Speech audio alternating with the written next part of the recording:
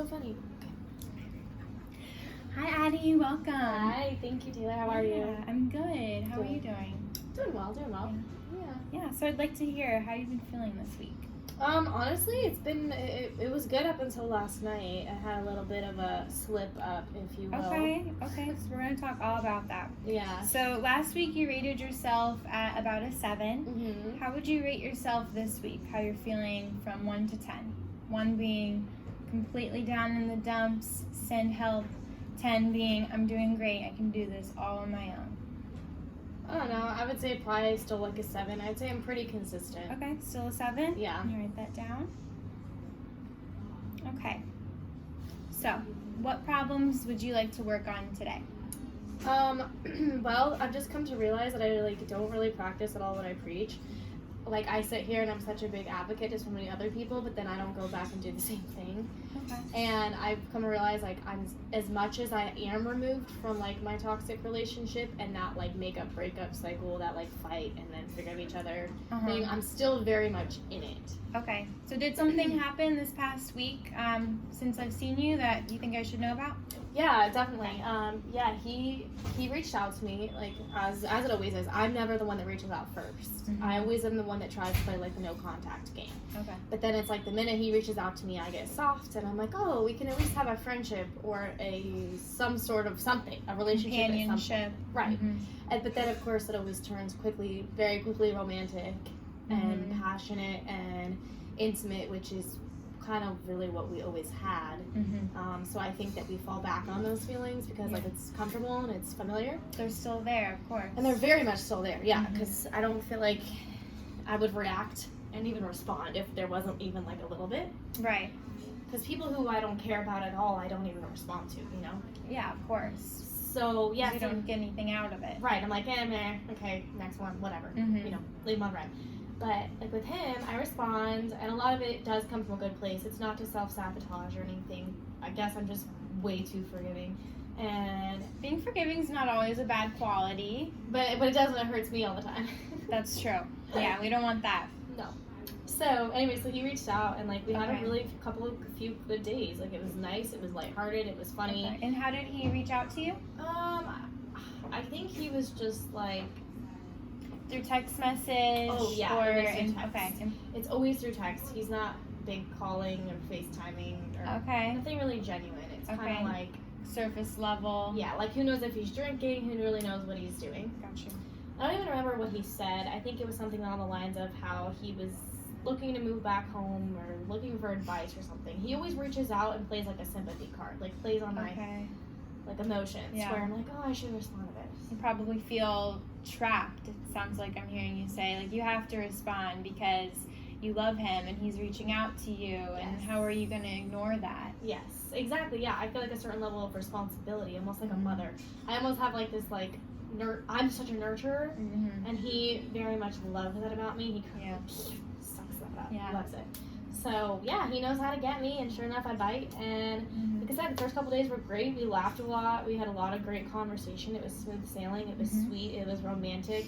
It was, you know, him making plans with me, and I love you so much, and you're so beautiful. I remember the first time I saw him with that face. All of those like things that I really liked about him at the beginning, because he was suck you in. Yeah, and I'm a sucker for that. I'm like grade A romantic.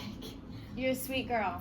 Yeah, I love that stuff. Like, oh, you know. But then it's just as quickly as it is good, it goes bad again. He sent me a picture of him, and he was like, he made a comment. He goes, since you don't have any social media. And I was like, who took that picture of you? Like, he was sitting at brunch drinking. And he's like, oh, it was my friend Selena. Oh, so he sent you a picture out on another date. Yes. So how did that make you feel? Well, completely, I freaked out. I like hit, like I saw red, like hit panic button. I was like, who is she? Yeah. Why are you sending me this? And he's like, she's just a friend. And I responded with, okay, I believe that, but okay, I'll give you that. I was like, I'll give you that benefit of the doubt. I believe that she's just a friend. We are 26. You're allowed to have female and male friends. So, but what irks me is that you sit here, you make excuse after excuse after excuse as to why you're broke, why you can't see me, why we can't spend time together, why we can't go on dates. and then you're doing it for somebody else. Yeah, so he's not treating you how you deserve to be treated. No. Okay. And ultimately it boils down to priorities. You can't sit here and blow this smoke up my butt and tell me that you love me and then do the exact opposite. Yeah. Well, I'm glad that you're standing up for yourself. But So- he doesn't like that. Yeah, of course. Yes. So before we get into it further, I want to hear one positive thing that's happened this week as well. Oh, well, I don't have COVID, so that's exciting. That's good. That was definitely taking a little bit of a toll because everybody around me was freaking out. Like, you're going to give me COVID, you're going to give me COVID. And I think I was carrying a level of guilt about that. Yeah. Being around people. Yeah, I was like definitely like, oh crap, I'm going to be that guy that gives it to everybody because I'm an asymptomatic carrier. I don't know I have it. But I don't have it. But you don't. That's great. So that feels good to know that I listened to my body. I knew I didn't have it. I just knew in my soul. I was like, You're in touch. Yeah. Yeah. Good. So now let's go through your homework. Last week I gave you the assignment to just simply write down in your phone some concrete information about where you were and what you were feeling when you started to feel some negative feelings arise. How did that go? Good, bad? Good. I mean, it seems to be that there's also a pattern with that.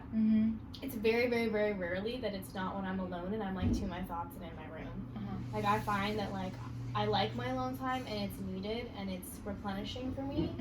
But when he's in the mix, when I mean him, I mean my ex, I absolutely just spiral. Yeah. Like you have to be around people, you'd say. The black cloud just like engulfs me and I can't get out of it. So I'm really proud of you. It sounds like this week you realized that you have this thought when you're alone. All right. Doesn't it all happen when I'm out with my friends? Yeah, you're distracted. Yep. So before we do an activity together, I'd like to tell you a little bit about the cognitive model, which is what we're using.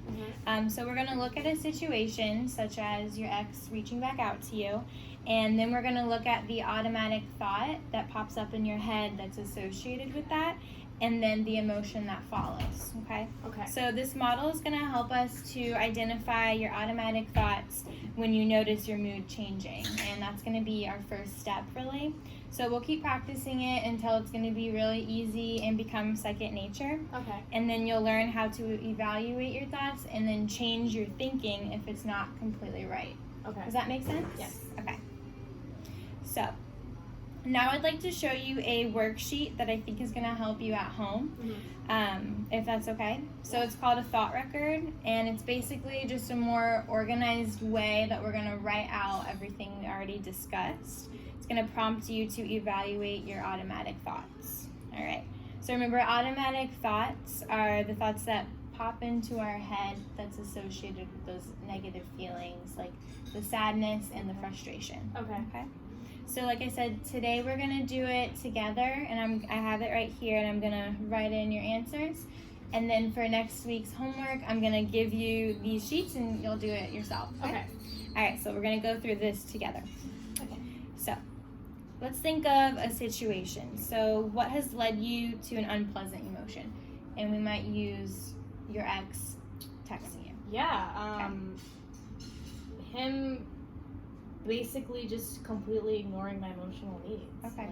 So for this, we'll do just the situation. Okay. So we'll text you. Will text me. That's simple, yeah. What is your automatic thought that comes up? So examples of this could be like, what thoughts or images went through your head? Were you thinking, I'm not good enough, he's not going to change? I automatically get a feeling, every time I see his name pop up on my phone, I get like a feeling of like dread. Like my stomach drops, my heart starts racing. I feel bad, but yet I still respond because in a way it's like it's like the adrenaline rush. I don't know. I don't ever feel clear and level-headed when he Mixed feelings. So can we think of like a specific thought that comes into your head? I know the feeling is dread, but what thoughts are you thinking? Like, for example, oh, he's gonna treat me bad, like he's not nice, I'm not, deserving. Yeah, I always think to myself like, oh boy, here we go again. Like, oh boy, here we go. Something bad's gonna happen. It's like, I don't know what it is, I don't know what that shoe that's gonna drop is going to be, but I know it's never, and I know the result ends exactly the same way.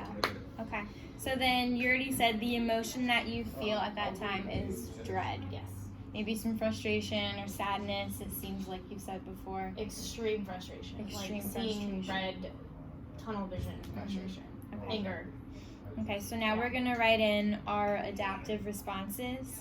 So this is going to be basically us questioning those feelings. Okay. So earlier you had mentioned one of your automatic thoughts was I'm not good enough because he's not changing for me. So that must mean that something's wrong with me.